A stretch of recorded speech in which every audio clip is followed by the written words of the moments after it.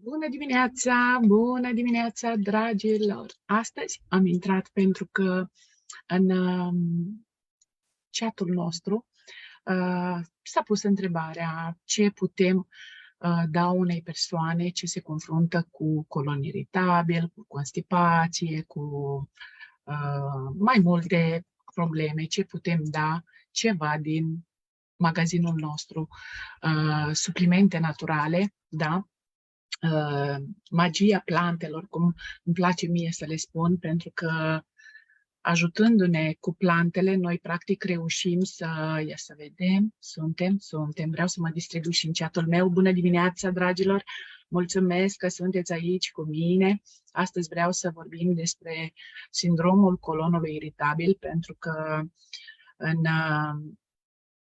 în chat la noi se discută și ia să văd exact, voi închide. Ia să vedem exact cum a fost și întrebarea, să vă spun, poate vă confruntați, da? Cătălina a pus întrebarea în dimineața aceasta despre colonul sindromului iritabil. Ok. Deci, pentru colon iritabil, pentru fiere leneșă, constipație. Despre bila leneșă am vorbit ieri, da? Astăzi vorbim despre colon iritabil. De ce apare și cum se manifestă un intestin iritabil? Este întâlnit și sub sindromul colonului iritabil, este întâlnit și sub denumirea de sindrom a intestinului iritabil și reprezintă o tulburare a tractului gastrointestinal. Ok, suntem, voi deschide. Bună dimineața, mulțumesc că sunteți cu mine, mulțumesc. Bună, Mădă, bună, Gabriela. Deci, ce reprezintă colonul? Este o porțiune a intestinului gros, da, care continuă cecul și se întinde până la nivelul rectului. Funcțiile colonului sunt extrem de importante, în special în a prelucra resturile alimentare reziduale. Sunt sigură că multe persoane știți aceste lucruri, dar vreau să fie un live complet pentru a asculta și persoana, prietena Cătălinei, da, ce a luat legătura cu ea, pentru că își dorește să aducă aceste suplimente în viața ei pentru a se ajuta. Funcțiile, deci, cum am spus, sunt foarte importante.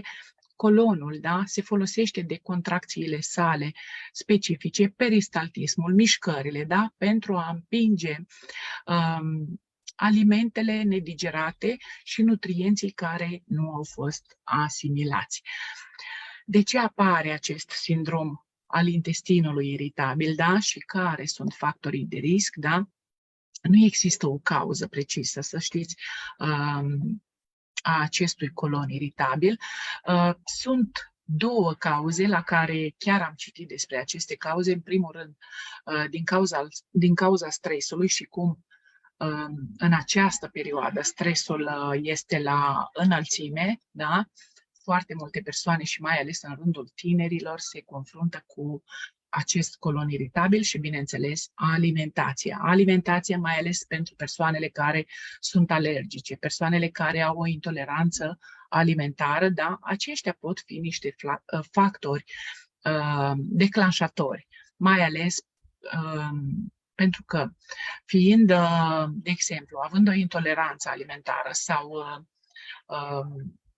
și o să vă spun imediat de ce să eliminați glutenul, pentru că mai ales când ai o intoleranță la gluten, noi mâncăm multă pâine, mâncăm prăjituri, făină albă, putem pur și simplu susține inflamația la nivelul intestinului, da, și de aici apare colonul iritabil. Mai poate apărea acest bună, Cami, acest colon iritabil și când se modifică flora intestinală, când avem o răceală, da, anumite bacterii, fungi, pur și simplu flora noastră intestinală se modifică, infecții majore, da, când avem scaune diareice dese, automat că mucoasa rămâne mai sensibilă și favorizează apariția intestinului iritabil. Tocmai de aceea este indicat să eliminăm pe cât posibil alimentele ce favorizează inflamația. Da? Contracțiile musculare, musculatura peretelui intestinal Practic, el ajută pentru motilitatea, da? Pentru a reuși să ieșim cu scaunul, pentru a se putea prelucra resturile alimentare, da? Și să se formeze în masa fecală, practic, da? Bineînțeles că am spus stresul, da? Tulburările, o persoană care este mai anxioasă, care are un stres mai puternic. Și vă dau un exemplu, dacă vă regăsiți înainte de a avea un examen, înainte de a face ceva în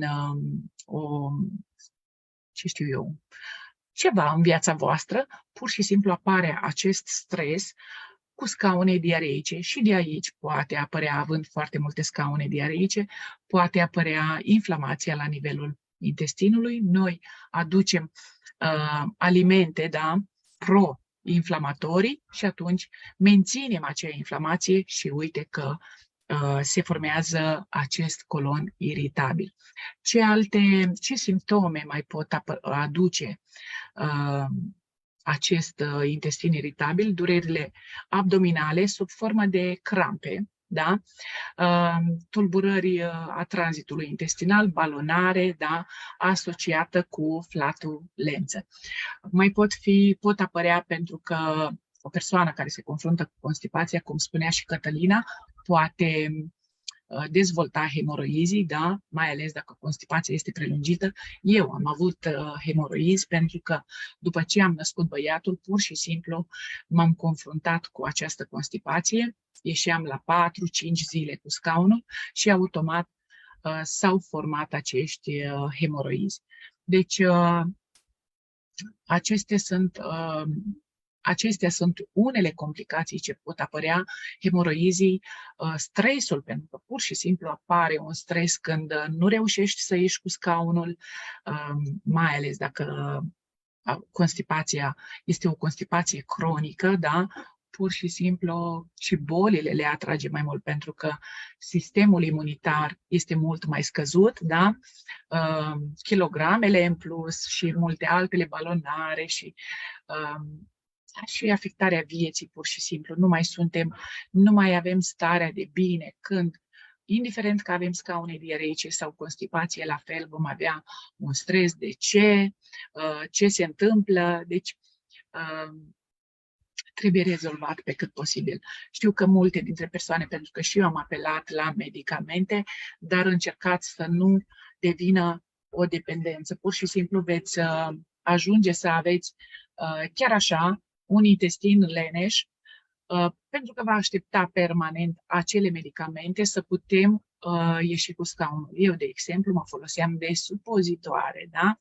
Mai poate apărea sânge în scaun, fiind o persoană care ai probleme cu constipația, când ieși cu scaunul, ești foarte greu și apar fisurile anale și vărsături. Deci sunt o mulțime de simptome, dar dacă apare constipația, dacă scaunele sunt diareice și frecvente, ar trebui să vă puneți un semn de întrebare, să mergeți la medic, clar, neapărat la medic, vă poate da analize, da, teste să vedeți dacă aveți o intoleranță alimentară, cum era Cătălina, da, până și-a găsit problema ei, pentru că având intoleranță la lactoză, ea practic avea probleme și cu stomacul, nu mai putea tolera anumite alimente. Testii din scaun puteți face și ce o să vă dea medicul și, bineînțeles, și tratament. Dar puteți opta și pentru un tratament adjuvant, da? Din suplimente. Înainte de toate, vă recomand, indiferent de unde le luați, citiți despre fiecare plantă să vedeți cum ajută intestinul, da? Dar mai ales cum ajută împreună cu medicamentele de la medic. Anumite suplimente, da, sunt utilizate cu scopul, da, de a ajuta acest colon iritabil. Avem rezultate, am și eu rezultate în echipa noastră chiar o doamnă, pentru că și-a rezolvat această problemă cu colonul iritabil, chiar a ales să intre în activitate, să ajute la rândul ei alte persoane. Colonul iritabil nu trebuie să trecem cu vederea peste această problemă, da? Nu vreau să-i spun că ar fi o problemă gravă, dar lăsând așa lucrurile, practic, și cum am făcut eu, da? Foloseam supozitoare, dar nu îmi rezolvam cauza. Eu doar voiam să ies cu scaunul pentru că mi-era foarte greu și ca persoanele care sunteți constipate știți acest lucru, e un disconfort. Pur și simplu un disconfort. Și vă recomand în felul următor. În primul rând, în alimentația voastră să fie fibre. Deci suplimente pe bază de fibre. Eu vreau să vă arăt suplimentele ce m-au ajutat și pe mine, toate persoanele care au apelat la aceste suplimente au ajutor. De ce? Pentru că sunt naturale și vreau să vă arăt. Deci, Real Fibre, aici mai am puține, este ora gustării. Când folosim Real Fibre, dacă nu avem fibre în alimentația voastră, puteți folosi zilnic un plic de Real Fibre sau 4 capsule de Real Fibre, tocmai pentru a vă ajuta în programul Fit9, transmite creierului sațietate, ajută tranzitul, elimină grăsimea. Persoanele care se confruntă cu fisuri anale, hemoroizi și ne ajută în constipație. Obligatoriu se consumă apă multă cu aceste fibre, da? Doar un plic pe zi este super. Atât este necesar. Persoanele ce au probleme cu Monica. Monica este la noi în echipă și când a apelat prima dată la Alina, bineînțeles că i-am recomandat să-i dea Calogel. Calogel este un supliment ce face parte din suplimentele pentru controlul greutății, pentru că taie foamea, dar acest supliment conține și tărâța de psilium, dacă ați auzit de ea, da? Ispagul. Acest ispag ajută foarte mult. Deci, persoanele care sunt constipate, persoanele care au colonul iritabil, pur și simplu conține fermenti lactici vii, curăță colonul, are puterea, această tărâță de psilium, are puterea să desprindă de pe pereții colonului alimentele întărite și să le elimine. Plus că vom ieși cu scaunul foarte bine și ne va ajuta foarte mult. Vom aduce bacterii bune, avem nevoie de bacterii, da? Dar bune, și va elimina bacteriile rele.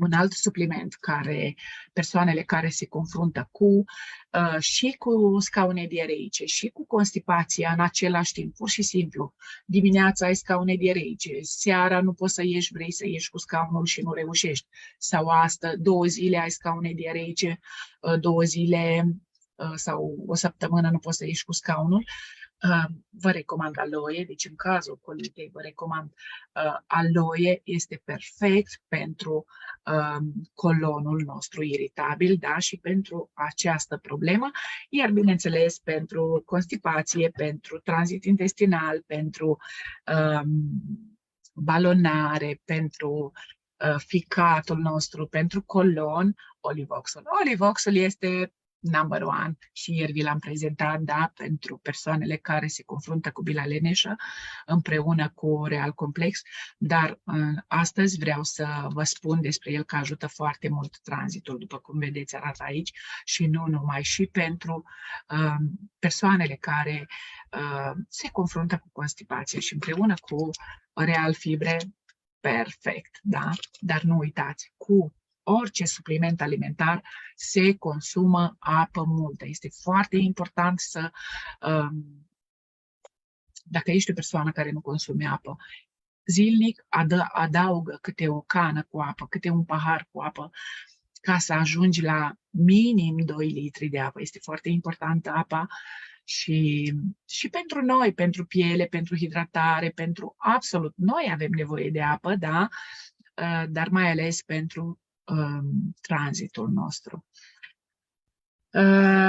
Vă pupăcesc! Wow! Bună, Mari! Bună, Irina! Bună, Ileana! Bună, Cornelia! Wow! Ce multe suntem! Vă iubesc! Deci, Cătălina a pus întrebarea, voi ați văzut, multe dintre voi care sunteți în chat, ați văzut că Cătălina a pus întrebarea și uite așa mi-a venit ideea. Hai să, chiar acum, înainte cu 10 minute, a pus întrebarea și am spus, hai să intru și să prezint suplimentele ce o ajută pe doamna. Poți să trimiți, Cătălina, acest live să-l vadă prietena ta pentru a se ajuta și da rezultate cu Calogel 100%. Deci Calogel, adică dintre acestea două, la colon iritabil, eu dau Calogelul. Dacă persoana nu-și permite și nu vrea să introducă real fibre în alimentația ei, dar sunt foarte importante fibrele, atunci mergem pe Calogel, neapărat Olivox, să ajutăm tranzitul. Sunt suplimente naturale, dragilor. Deci avem fermenți lactici vii, ispagul, adică trăța de psilium, da? Sunt perfecte. Și grifonia, care taie foamea, v-am povestit eu odată, dar o să vă povestesc într-o zi când voi face un live despre foamea asta nebună pe care am avut-o și eu sau pofta de dulce.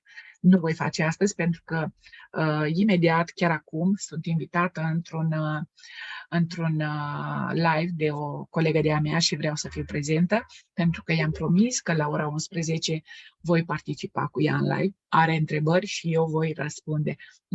Vă iubesc, aveți grijă de sănătatea voastră, dar mai ales aveți grijă de colonul vostru. Vă pupăcesc și multă, multă sănătate, dragilor!